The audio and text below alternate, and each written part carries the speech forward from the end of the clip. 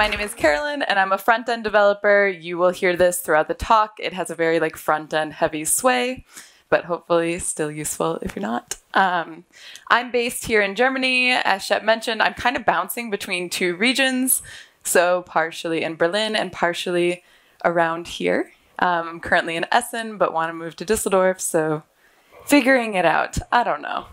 Anyway, but earlier this month, I started actually working at a tiny Finnish machine learning startup called Meeshkan. I put the website really big because I'm very proud of it. It's literally just a plain HTML file, like no CSS or anything. I love it. Good SEO, good accessibility. Very proud. So there I'm working as an open source engineer where I will be building, maintaining, and gathering feedback on a testing library called Unmock. And that at its core uses machine learning to mock third-party APIs. This is super irrelevant to my talk because we actually only do REST APIs, but I don't know. I thought I'd throw it in there in case any of you are interested in testing and open source and maybe want to talk about it later. And because, okay, shameless plugs, because we're in Düsseldorf and I'm kind of in this region, I just want to give a shout out. So I am one of the co-founders and organizers of QueerJS, and I would love to get one in this region happening. So it's a meetup that's open to everyone, but only queer people can speak. And yeah, so if you're interested in either attending or speaking, let me know. Tell me it's a good idea. And finally, I think it would be really cool to host a Global Diversity CFP Day here. I know that there was one in Cologne last year, so maybe that, or here in Düsseldorf, or the Ruhr region. I don't really understand this region because y'all seem to commute between all these cities, but I think they're kind of far away from each other, so I don't know. We'll figure it out together. Anyway, okay, I never do my own intros, so that made me really nervous. But back to the talk. So before literally all of that, and even becoming a full-time developer, I worked as a technical writer. So I've always been really interested in how we learn new technologies, and maybe more particularly how we're teaching those new technologies, and documentation's role in that learning. So first, I want to, because this talk is called Life is Hard, and so is learning GraphQL, I want to tell you a bit of my story so that you can understand why I think that learning GraphQL is difficult. So it all started when I went to a BerlinJS meetup, and one of the speakers was a very nice human named Nicholas Burke. And he talked about this thing called GraphQL, which is an open source framework to develop and deploy serverless GraphQL backends. They've since pivoted to Prisma, but this was a few years ago. So now I had never heard of GraphQL at that point, but I was in the market for a new technical writing role, and GraphQL really caught my attention. I kept thinking how cool would it be to not only have a say in this brand new product, but also be able to kind of shape the way of this emerging technology. I saw that they had an open position, so I applied and I landed an interview. As part of my interview process, GraphQL gave me 1 week to build a small application and a tutorial to match for how you'd reproduce that application. So I started thinking about what I could do. I already felt comfortable with React, plus I knew that I could use Create React App to save time on development. I had to use GraphQL's GraphQLAPI because, well, I mean, it's their own product. And finally, the Apollo client to connect it all. And I don't really remember if it's because they told me to or because I thought it was the only way that you could work with GraphQL. But either way, this is what I ended up doing. So yeah, I finished a few tutorials and I had enough of a grasp of GraphQL to quick start and build something. And I ended up with this little image board app and a tutorial to match. It's a really beautiful design. I know my talents are really wasted on coding. But for a variety of reasons, I didn't get the job. Of course, this wasn't the ideal outcome. You know, you apply to jobs because you want them. But I was also kind of I don't know.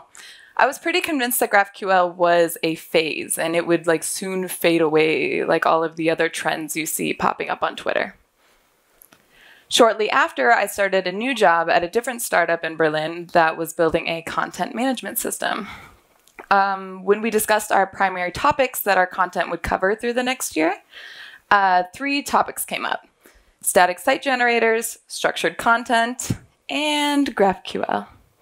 And my first reaction was like, what the hell? Like, this is so niche. I was actually really mad about it. Like, I was like, why am I going to spend 30% of my working time on some sort of like React tooling?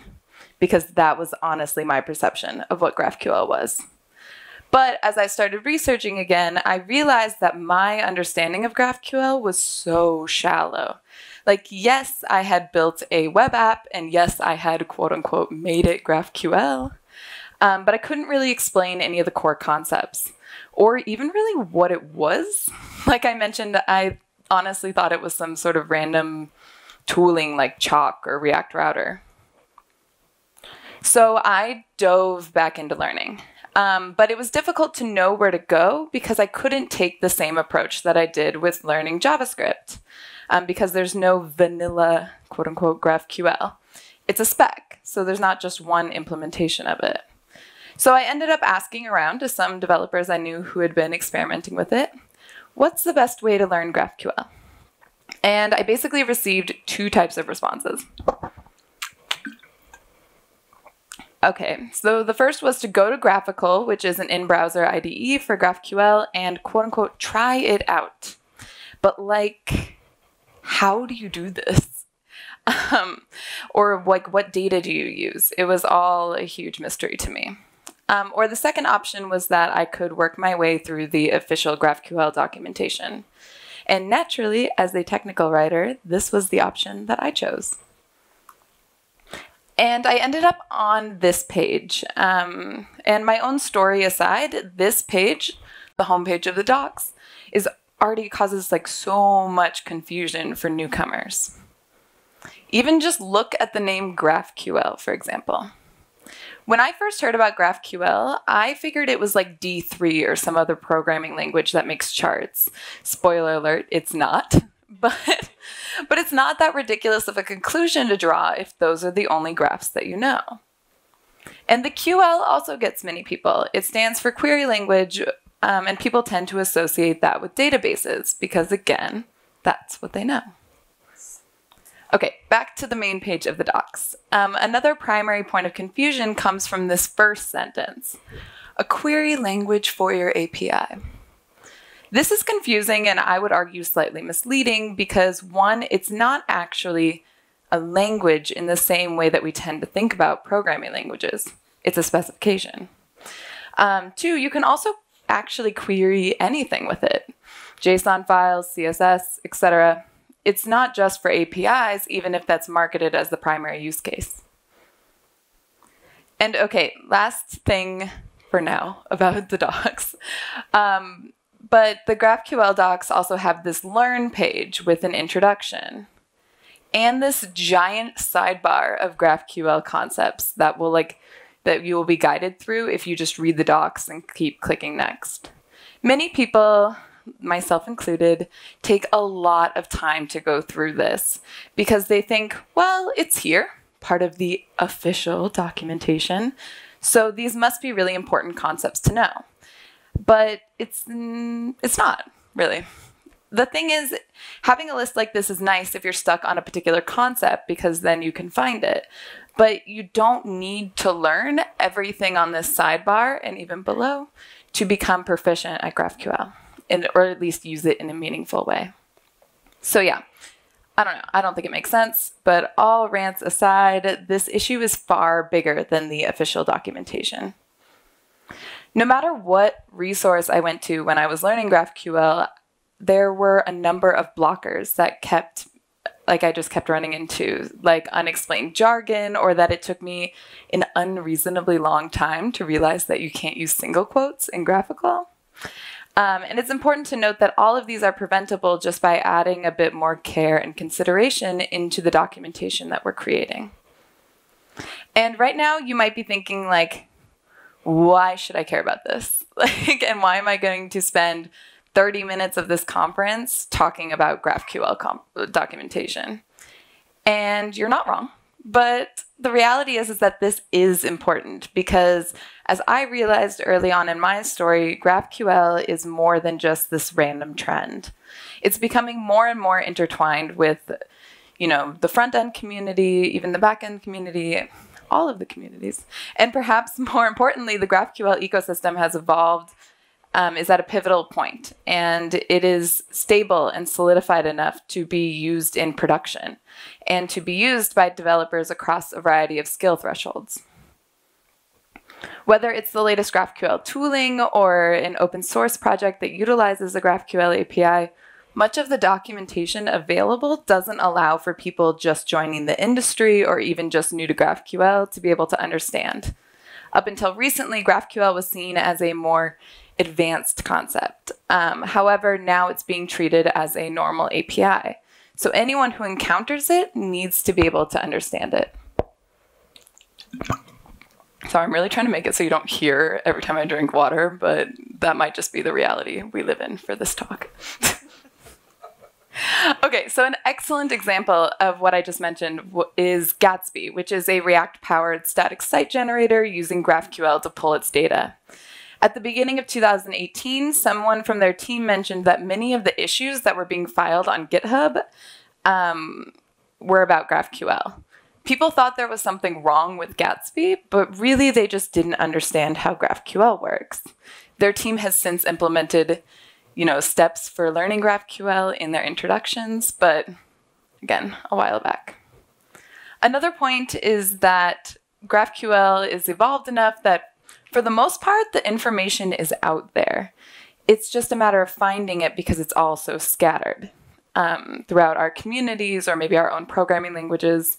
So I would say if there are anyone out there who also feels comfortable with GraphQL, it's up to us, those of us who feel comfortable enough to document it, to connect those dots and create more comprehensive materials for learners. And because GraphQL is, I would argue, still fairly new and on the rise of being adopted, this is really the time to get on it, because not only can you actually fix some of those problems, but you can see a real impact in the work that you do. So I want to run through 3 of the problems that I encountered and consider ways that we could better enable our docs for comprehension. While we'll be talking about these in the context of GraphQL, most of what I'm saying is actually good practice in any kind of technical writing. So maybe, hopefully, either way, it is useful to you. So first I want to get this one out of the way because it's my personal pet peeve. There seems to be this idea that GraphQL both reduces the time that you need to spend on documenting an API and also the amount of documentation your application needs. And that's just not true. Yes, one of the reasons GraphQL is so great is that there is this interactive piece to it. For example, if you're not sure what data is exposed by the API and you're on an interface like GraphiQL, the tool will be able to autocomplete what's available. There are also these auto-generated explanatory docs on the 3 main entry types to GraphQL, into a GraphQL schema, so the query, mutation, and subscription. But while these may ease our lives as developers, they aren't very human, and they don't really offer that guidance that we often expect and maybe need from documentation. There was a talk by Andrew Johnston at API the Docs where he explained that this type of documentation is great after you understand the domain area and the business cases and you've built some confidence making queries and mutations. But without more detailed documentation to cover the conceptual materials, you're not going to get there. And there's one more quote that really fits this situation well. It's by Chris Ward, who is also a technical writer based in Berlin. And it says, "Documenting API endpoints explains how individual tools work. Explaining how those tools work together is a whole nother area of documentation efforts." He actually has an entire article on this topic that I've linked here. But the basic idea is that there's still a need for documentation efforts for things like onboarding guides, tutorials, to explain the general concepts for your specific use case. Many products that rely on GraphQL as part of their core business have begun to do it and do it pretty well. Since we were talking about Gatsby earlier and their issues with GraphQL, we'll use them as an example. Now, if you go to their docs, they actually have, as I mentioned, the entire section that's devoted to querying data with GraphQL. They talk about why they specifically chose GraphQL to pull their data and how it works in the context of Gatsby. So the next issue is another personal one because it took me a really long time to realize that GraphQL wasn't actually a JavaScript thing. And to understand why GraphQL is so tightly woven with the JavaScript community, you need to understand a bit of its history. One of my favorite descriptions of GraphQL is by S.C. Barris, where he described GraphQL as, quote, another in a line of technologies that were emerging from the hipster catacombs at Facebook. And because it was introduced at Facebook, and particularly at a React conference, people naturally associated the two.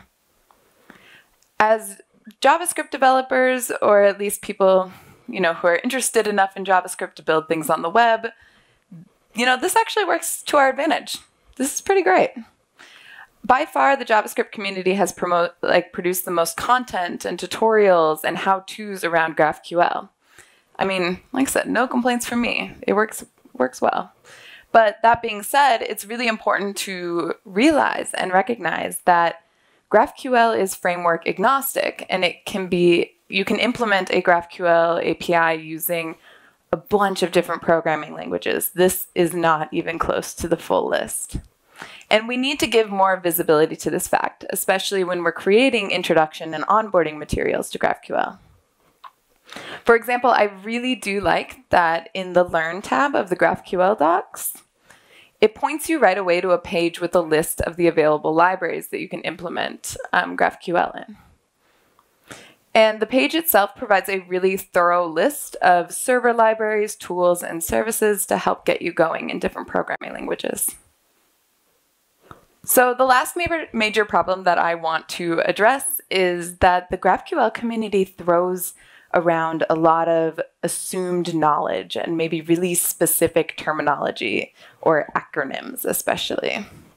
And this isn't necessarily malicious. What often happens in any type of technical documentation is that while you're writing it, you tend to write it as if you're talking to yourself. But the problem is that first-time users won't have the same context that you do. So any unexplained term or skipped step in the process will destroy that learning journey for them. And this is especially the case for anything GraphQL related. So projects that are using GraphQL need to explain it more thoroughly, or at least link out to resources that can, because for many readers, it will be a completely new concept and a new way of fetching and pulling data. And to be honest, I think that this will still be the case, at least for the next couple of years. So what you need to remember is that no matter how intuitive you think your tool might be, or how quote unquote advanced or GraphQL proficient you think your users are, everyone starts somewhere and everyone is a beginner at some point in time. One way that we can help prevent this disconnect is to include any prerequisites for a tutorial, guide, project, whatever you have, at the very beginning. This way, everyone starts off on equal footing, and bonus points if you can include links to any materials that might close that knowledge gap. One resource that you could link to is Apollo's GraphQL glossary. It's a comprehensive list of GraphQL words and acronyms, and it's honestly my favorite learning resource that came out of 2018. Or if you want to go higher level, Facebook's GraphAPI documentation is another resource to reference. They cover a lot of commonly misinterpreted definitions like node, edges, and fields quite well, and give you a good overview in terms of thinking in terms of graphs.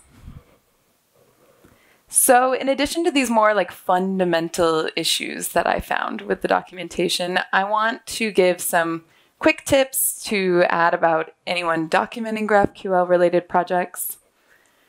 So first, I would say to be confident with your definitions. Even today, I still see new articles popping out with definitions of GraphQL at the beginning being like, from my understanding, or I think this is the way it works.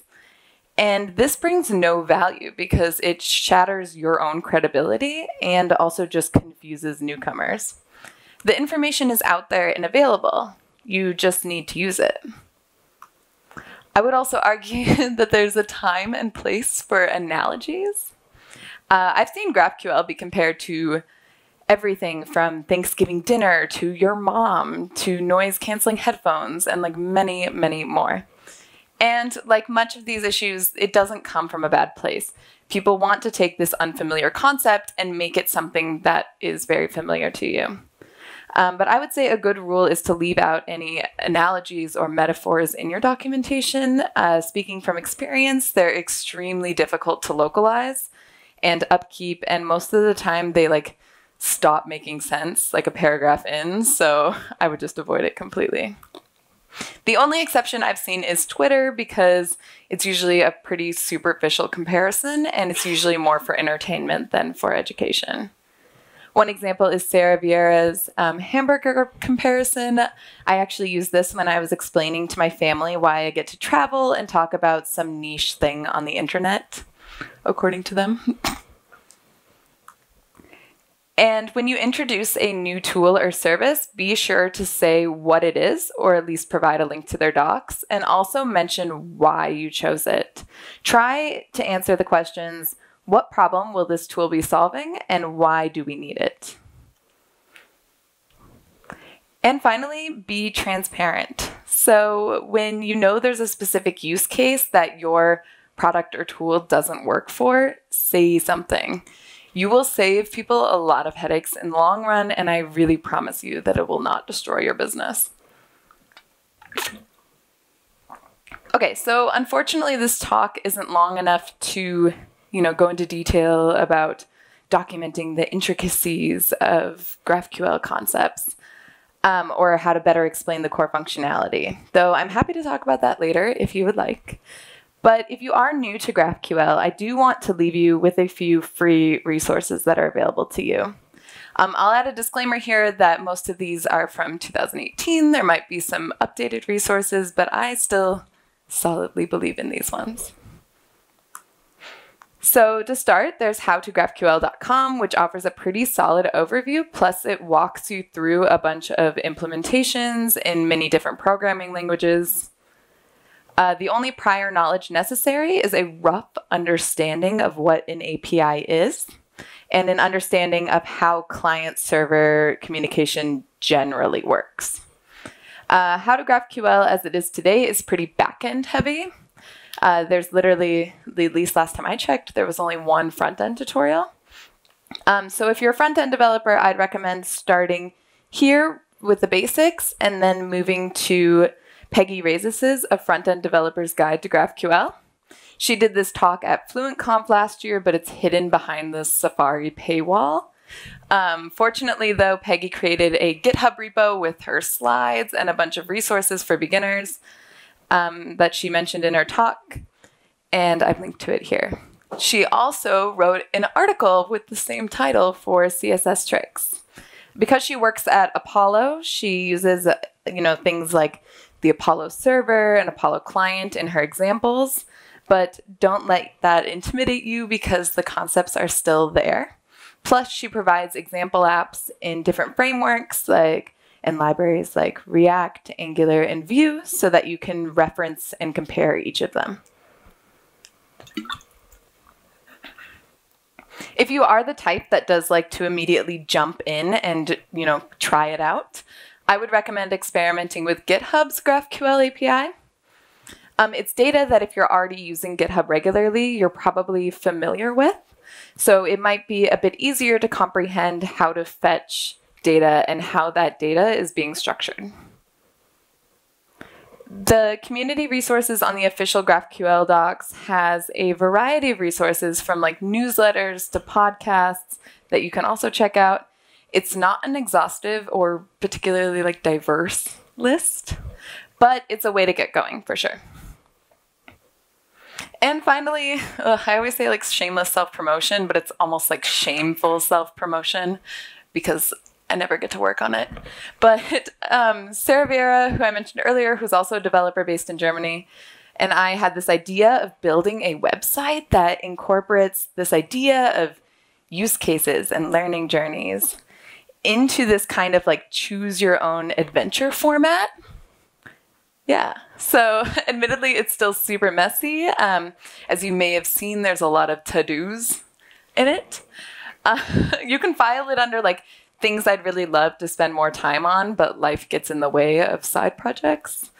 But please, if you have any ideas or resource suggestions, feel free to let me know or check out the repo. Make some pull requests. I don't know, whatever.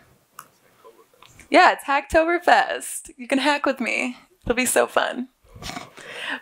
Okay, so, and there's just one last thing that I want to say before I leave the stage. Have any of you heard of monads? Yeah, okay. So I heard about them a while ago. I still don't understand them. I guess they're some functional programming thing, but they're infamously difficult to explain. In fact, this might be hard to read, but it says, once you understand monads, you immediately become incapable of explaining them to anyone else. And if you take away anything from this talk, please let it be this. Please don't let GraphQL become the new... Oh my god, I totally botched that line. Please don't let GraphQL become the new monads. Thank you.